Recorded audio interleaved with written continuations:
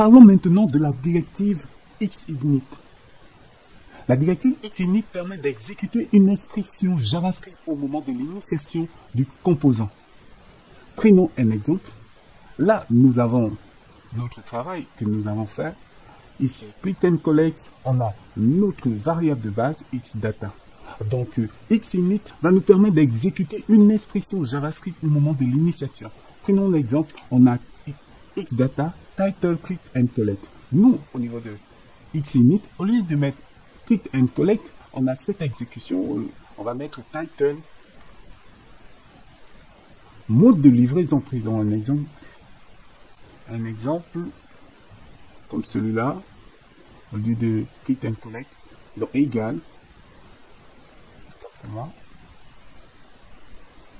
nous allons faire ça, après double clic, on va mettre, au lieu de click and collect, nous on va mettre mode de livraison,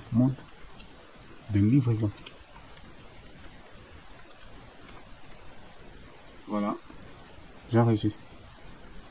Ici, on a appuyé.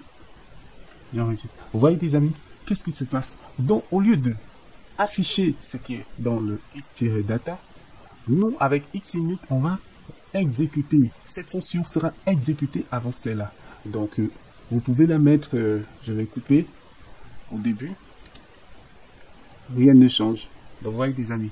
Et c'est Xinit est vraiment intéressant. Vous pouvez faire plein de choses avec. Par exemple, vous voulez que au niveau, lorsqu'on arrive sur cette page, il y a un focus, voilà. Vous allez voir quelque chose au niveau de Xinit. Si vous prenez cette fonction de Xinit, je vais la prendre, je vais la mettre ici au niveau de notre formulaire. Prenons un exemple comme celui-là. Qu'est-ce qui se passe? Rien ne se passe. Donc, normalement, Xinit va s'exécuter lorsqu'il y a le xData dans le composant de base, et rassurez-vous toujours que Xinit soit à côté de x-data. Vous voyez, mode de livraison. Donc les amis, c'était comme ça.